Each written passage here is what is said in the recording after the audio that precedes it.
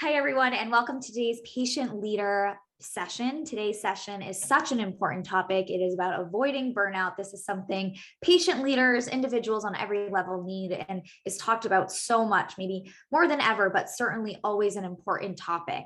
Before we dive in, though, I do just want to go through a few housekeeping things. Please try to stay on mute the entire time. You are welcome to use that chat box, though. We love when people are engaging, sharing your opinions. And if you have questions, you're welcome to ask them in the chat as well. We will answer all the Q&A at the end of this session. We'll have a little Q&A part. So if you drop questions in the chat throughout, my colleague Sarah, who is manning the chat, and myself will make sure to grab those so we can ask at the end. And if some of you have asked, but this webinar will be recorded. So we will send this out for your review next week, and it will also be on the Patient Leader Network blog. So with that, I want to say that we are so honored, unbelievably honored, to have Dr. Christina Hibbert on our call. She is a psychologist, an author, a speaker, a breast cancer, as well as a maternal mental health patient leader. And her work, it's always real, it's always raw, covering topics of grief, loss, parenting, and beautifully always says, really overcoming, becoming, and flourishing life experiences. And that line always sticks with me to really find those moments, even in the toughest ones. So she's a member of our advisory board from last year. She's our 9th annual WEGO Health Awards Best in Show blog winner. And I can't say it enough, she has such a wealth of knowledge and truly is just a passionate patient leader that is sharing so much helpful information with us today. So please, I will hand it over to Christine. Again, so excited, so personally honored to have this call, and really looking forward to learning about how we really can prevent and treat burnout. So with that, I'll hand it over to you. Thank you, Kristen. That was so kind. Thank you very much. And hello, everybody. I am grateful to be here to talk about this important topic. I know it's something we all need, and I am no exception. So I'm going to start off with just a little bit about how to identify burnout. Then we're going to get into how to treat it, what you can do today, and what you can do long term. And then we're also going to look at what do you need to do to prevent. Now, we only have a half hour, so we're going to jump right in. Go ahead and advance the slides for me. So believe me, everybody, I understand burnout. On the left here, you can see I am actually a mom of 6 children who are growing up. I only have one at the home right now, so I have from 25 down to 14 years old. And I became a mom after my sister and brother-in-law both died. He died of melanoma, and she died 2 months later of an overdose of Tylenol and alcohol. And we inherited their 2 sons right when I was giving birth to what would have been my 4th baby, but ended up becoming my 6th baby. And we have been through it. A lot of trauma in our lives, a lot of really hard experiences. Today is actually the anniversary of the suicide of my very best friend, who dropped her daughter at my house, said goodbye to her family, and drove to the Grand Canyon and jumped. So believe me, I understand trauma from life. I understand also medical trauma. Here's me smiling in my very first chemotherapy day. I did cold capping to save my hair. And I look back now and I realize every single one of my chemo days, I don't have any pictures of me doing anything but smiling, because we all put on that brave face, don't we? We all, in order to get through and to survive, we have to be brave and we have to try to be positive. But at some point, that positivity can become toxic, and we need to let down the walls and feel what's there. And that's kind of where I am now in my journey. You can see on the right side, I ended up with 13 total surgeries in 18 months. And now 2 years and 9 months into my breast cancer journey, I am now struggling with gastroparesis, a paralyzed stomach, and a paralyzed colon, chronic constipation from a massive hernia surgery that the hernia almost killed me. So I do understand this chronic illness a little bit now too. And you can see me there in a picture trying to understand what my body has been through. And I know so many of you can relate to this. Go ahead and advance the slide. So burnout, what is it? It is considered mental, emotional, physical, yes, and even social and spiritual exhaustion. And it's caused by prolonged and unaddressed stress. Okay, so we're all stressed. We live in a stressful world. It's been a stressful time in this stressful world. We have life experiences and families and jobs and responsibilities and things that are stressful. And then for those of you here, you are patient advocates. So you are also taking on that challenge and responsibility of helping others to understand whatever you're going through, which I completely honor you for doing that. And I'm trying to do that too, but I know firsthand how painful that can be sometimes, how triggering that can be sometimes, how overwhelming that can be sometimes. And it does cause that stress. So it's not a formal diagnosis. Burnout is not. And we're going to talk about depression in a second, but it's obviously common, especially when you are doing the work you're doing. Go ahead and advance. Next. There we go. So symptoms, there are so many symptoms. There are way more even than are here. And you could probably put in the chat, what are the symptoms you find when you're going through, when you think you're faced with burnout? But obviously you feel overwhelmed, you're exhausted, you're drained, you can't meet the demands placed upon you. One thing that I find when I'm burned out is it seems like the smallest things feel completely overwhelming. And I feel like I can't handle this, I can't handle this, and it makes you anxious. So you might have feelings of anxiety or depression or fatigue. You might be crying. You might feel like your self-worth is in question. You know, am I even good enough to be doing this? Am I making a difference? That's a big question, isn't it?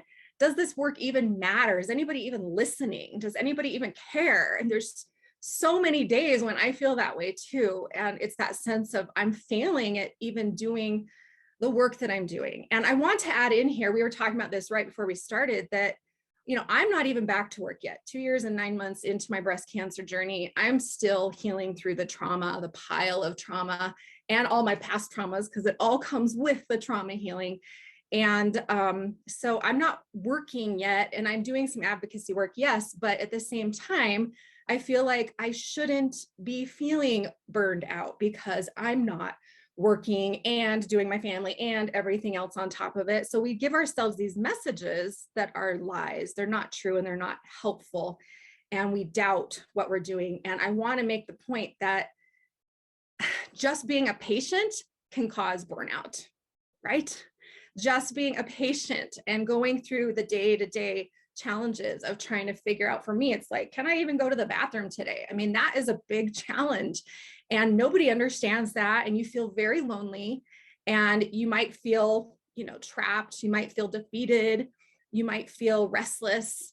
And you definitely might feel like, you know, you're alone in this. And I want you to hear me that you're not alone. And I hope you'll connect with me through this because that's one thing that I'm big on, helping others feel.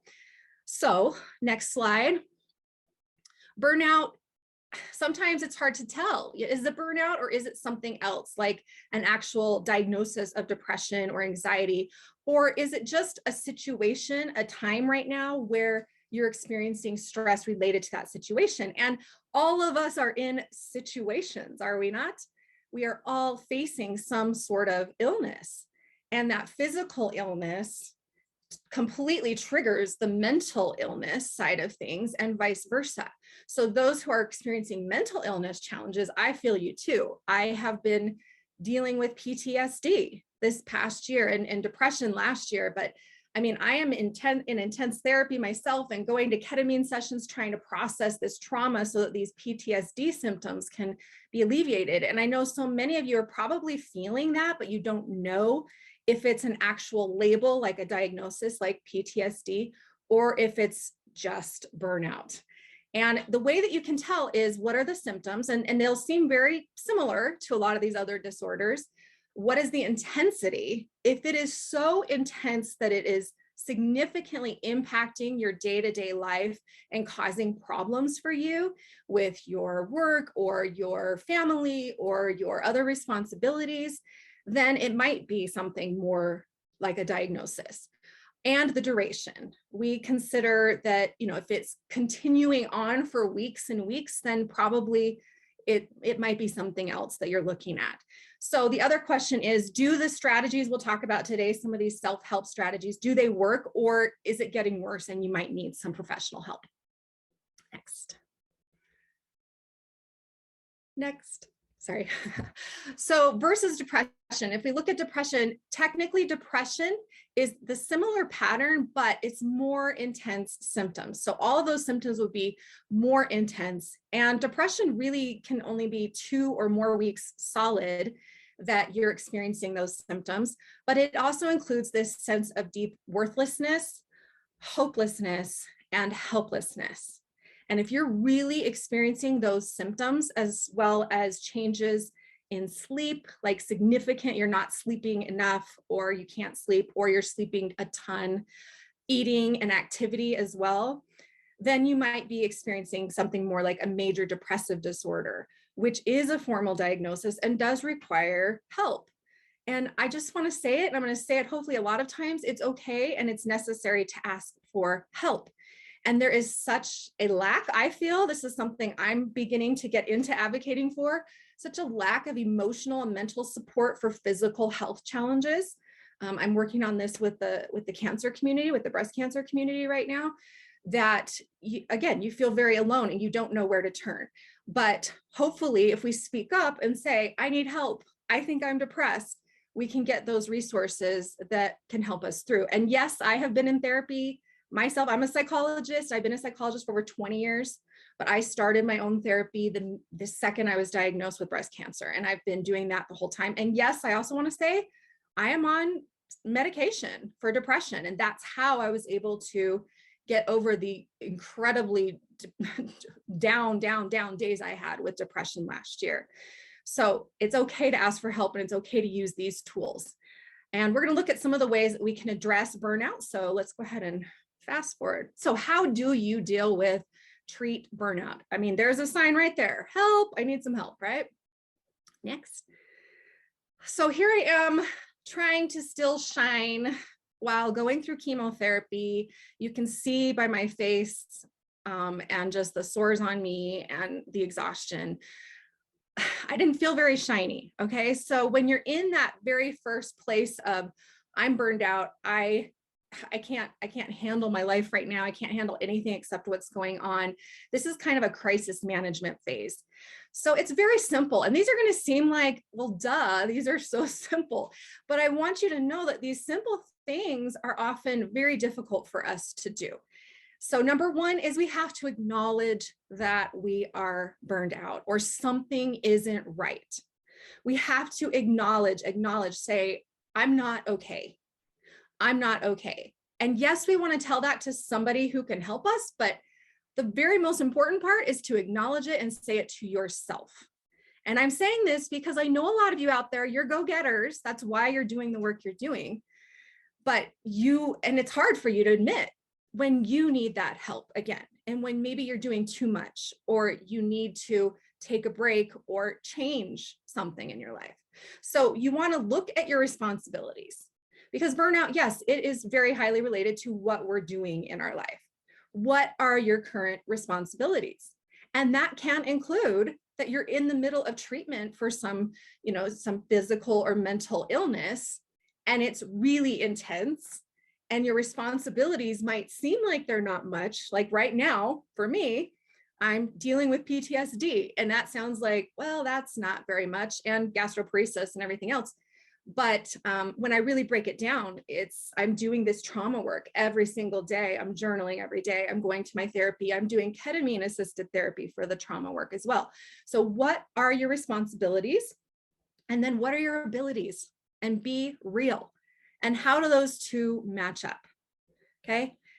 And when you look at those two, honestly, then you can say, okay, I can do this and I can't do that. Just last week, I was asked if I could start and run as a professional, a group for breast cancer survivors in Flagstaff, Arizona, where I live. And I wanted to say, yes, I'm such a jump in head first yes person. But after my therapy session, and I heard myself saying all the things that were weighing on me, and I've been feeling so emotionally heavy, I knew that I had to say no. So when you compare those things and you hear yourself, you have to get real and then say, I need a break, or I need help. And then you have to actually get that help or get that break. That's the hard part. Next. Again, in the acute phase at the beginning, we want to first of all, after you've acknowledged, and once you know that you need help or you need a break or you need to change something, you need to increase self-care right now. And I'm going to talk a little bit about some of the self-care strategies that you can use right now. But I will say that we developed this burnout seminar as part of maybe a 3-part self-care series. So we might have another one coming soon where we'll focus more in on more strategies for self-care. Okay. But basically, let's start with saying no to everything you can say no to. And that includes, let's say you moms out there. Do you have a supportive partner or spouse or family member who says, hey, let me help with the kids? And you say, well, no, I've got that. Okay, it can come down even to that kind of a simple thing, your day-to-day life, your family life, your responsibilities with your faith community, if you're part of that, your responsibilities with work or your advocacy work especially. And right away, we want to show ourselves self-compassion. And I believe that saying no is really showing yourself self-compassion. And it's not just saying no, but self-compassion is thinking and feeling kind things about yourself, loving things about yourself. And something you can do even right now as you're sitting there, I've been working on self-compassion this whole breast cancer journey.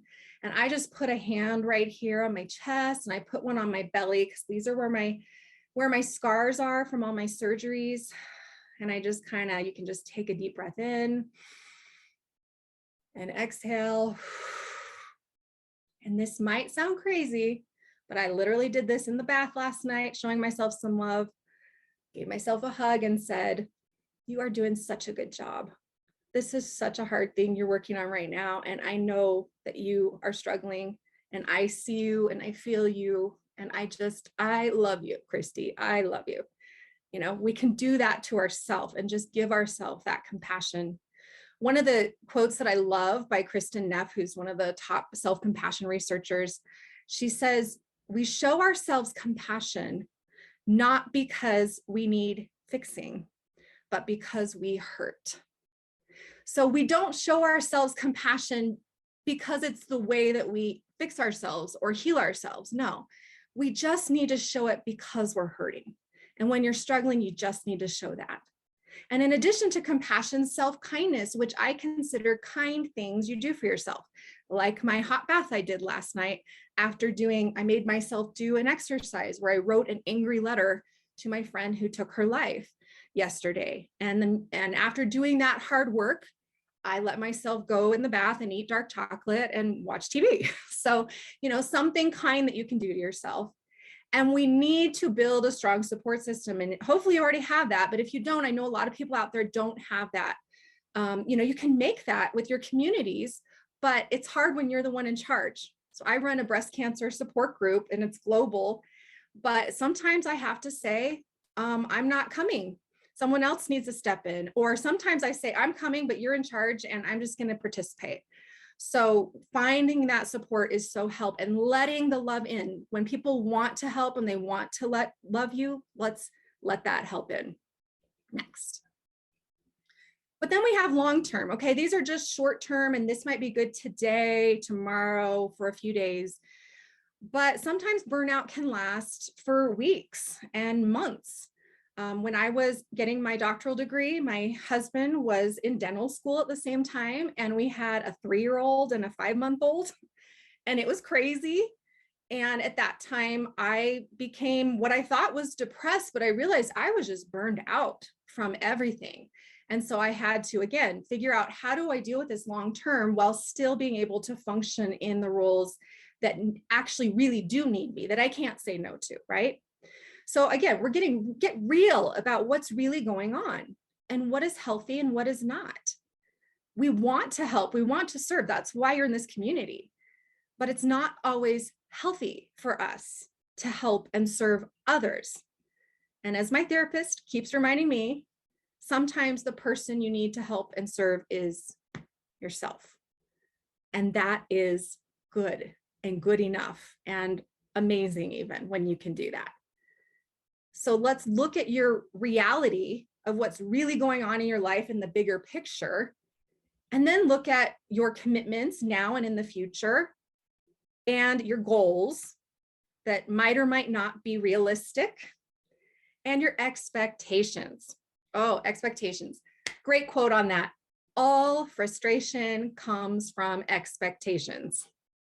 But really, I want to add into that, all frustration comes from unrecognized and unmet expectations.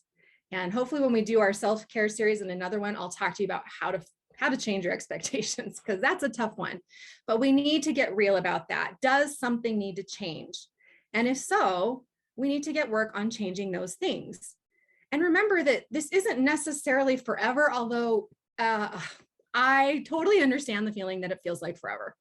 That's how I've been feeling for the 2 years and 9 months. Like, this is forever in my life. I'm never going to be better.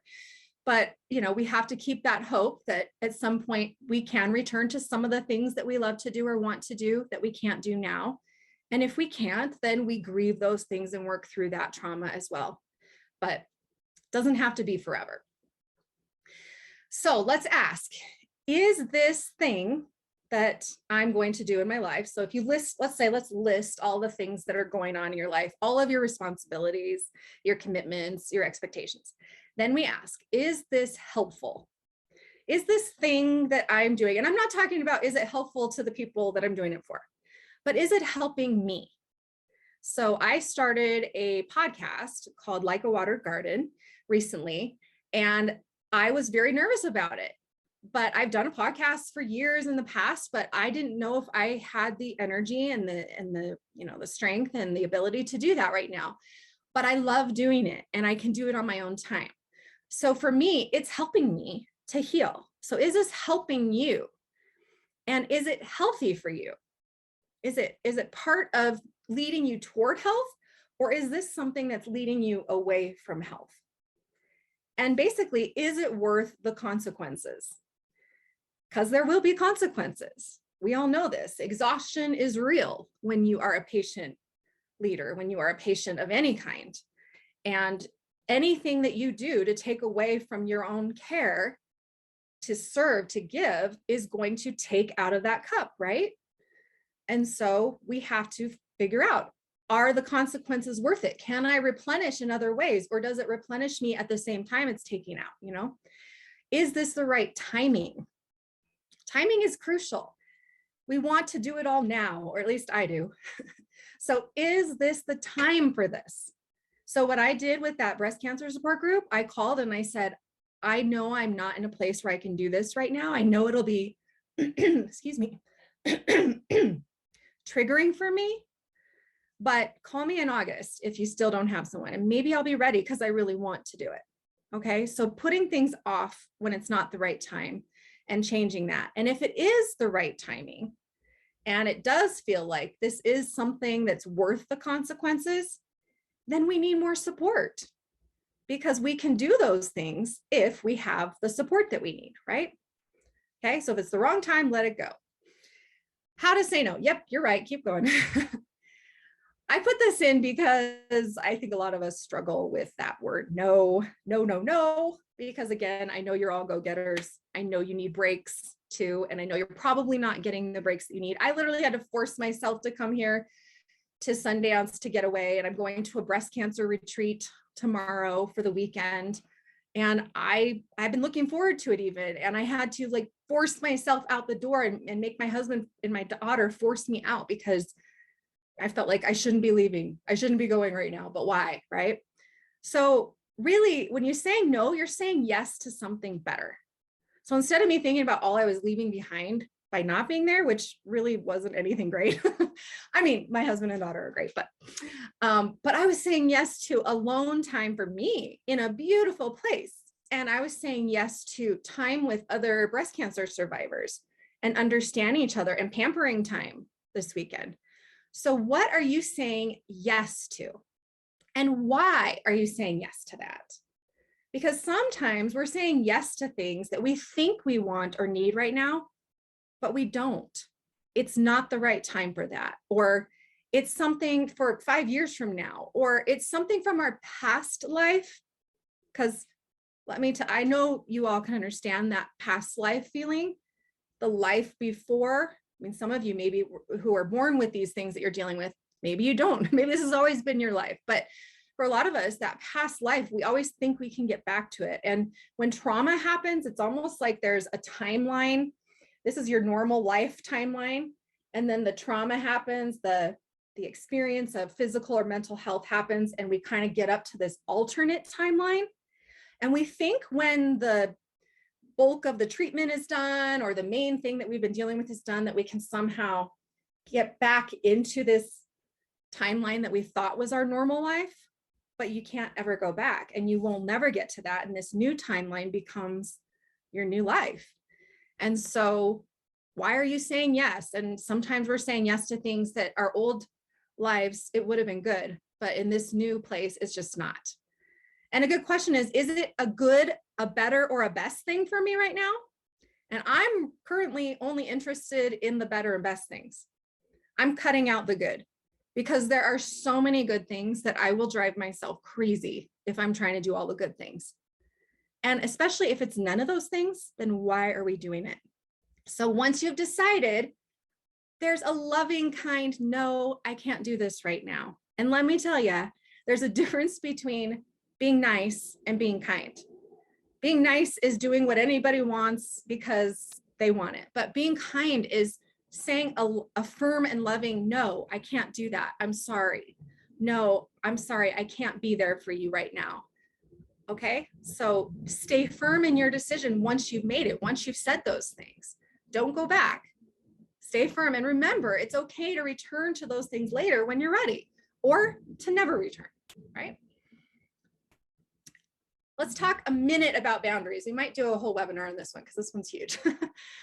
But one thing to remember is that boundaries keep the good stuff in just as much as they protect you from the negative, unhealthy stuff. So a lot of times we think about setting boundaries, let's say with family members or unhealthy people in our life. And we think, but I'm building this wall and I'm keeping them out, and it's so unloving, right? But again, that kindness can be a firm and loving, no, sorry, these are my boundaries. And it doesn't have to be giving in to what everybody wants. That's not healthy. So what good things are you trying to protect? What are you trying to keep in? If you think of yourself as the house and you have a wall around you, and sometimes it's a big wall and sometimes it's a little fence with a gate, and sometimes the gate has a lock and sometimes it doesn't. And those are all ways of setting boundaries. But what good are you trying to protect? Like your health, your energy, your sanity, your mental and emotional well-being. And what not so good are you trying to keep away? And that could be unhealthy relationships. It could be unhealthy commitments, things that you really, really, really, really wish you could do, but you really can't right now because you're not in that place. Then you can write down in details, what are the boundaries you're setting? Okay. And I've had to do this with even but with my children, my grown adult children, who, even though a lot of them don't live at home, I still have 6, and they call me all the time and they want stuff, and they've become used to me being available because I'm not working right now. But I've had to tell them, even though I'm not working, I am working on me, and my phone's going to be off sometimes. And, I'm not answering the calls right away. And sometimes I'm not going to answer you till the next day.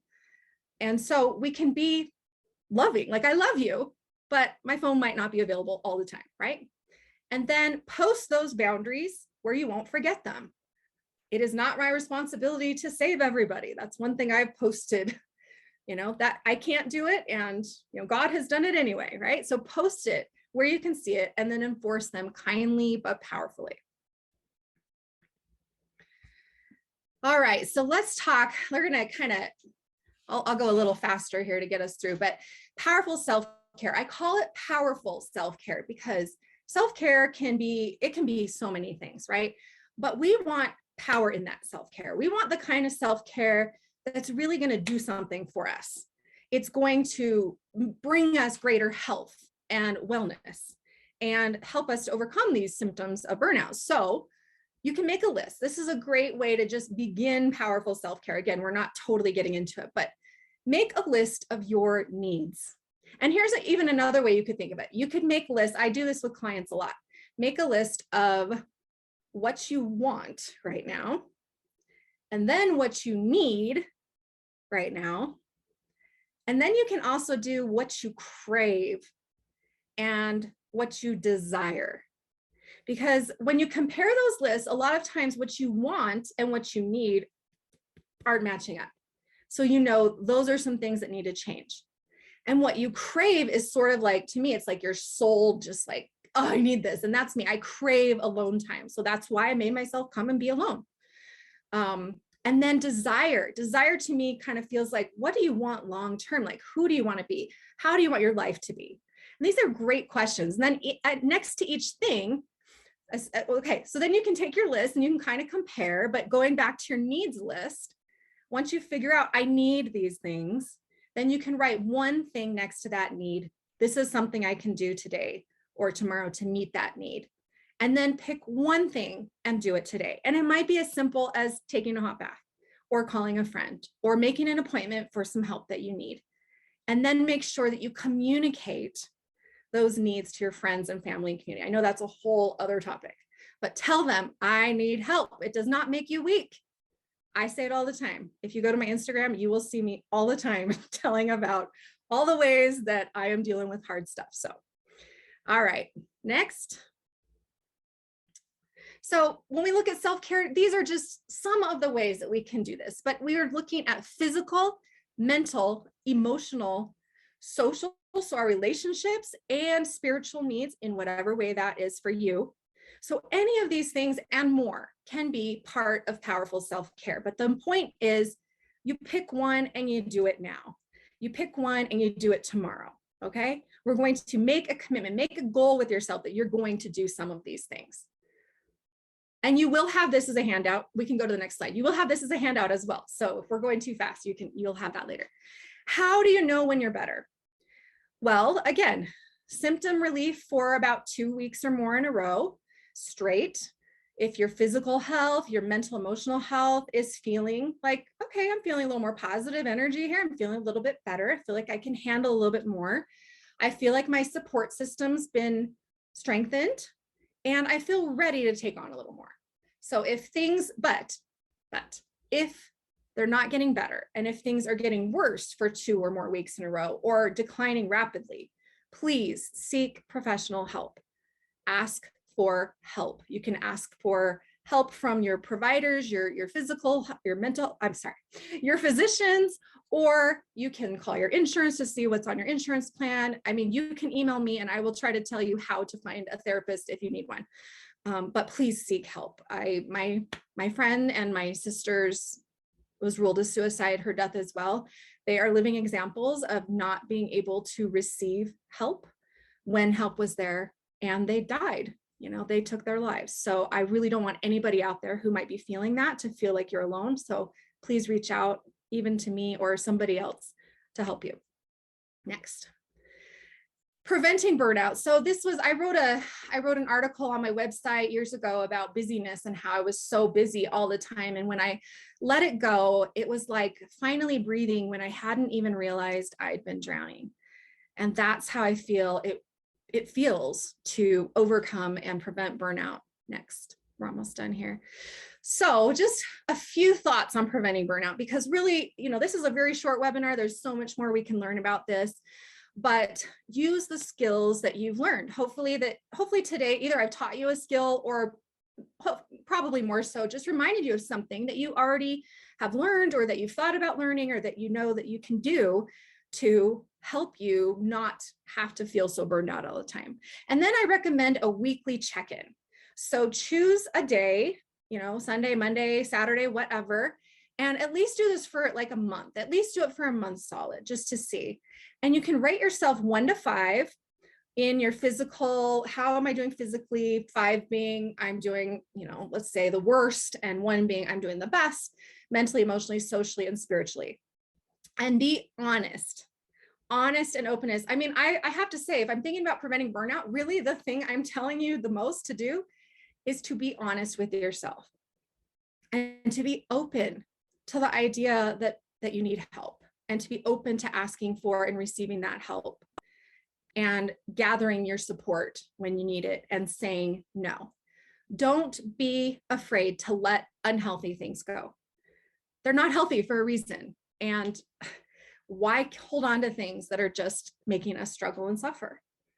Remember also, your value does not lie in what you do, say, or give. And one of the areas of specialty that I do as a psychologist is self-worth, and the difference between self-worth and self-esteem. Self-esteem telling us that we need to do, and we need to be, and we need to act a certain way in order to feel good about ourselves. But self-worth is just, you're just loved and worthy because you're you. And that is really so hard to understand. And maybe someday I'll get to do a webinar on that topic, how to feel that worth that you really have. And remember, in the meantime, that value does not lie in what you're doing. It's just, actually, the more you take care of yourself, the more you're going to love yourself and feel that love and feel healthy. All right. I think we're going to do some Q&A. Yes, we are. I was going to say, I'm unable to start my video, Sarah. If you want to add me as host again, we can start my video. But I do just want to say thank you, Dr. Christina, for finding strength in your vulnerability and sharing that. And of course, sending so much love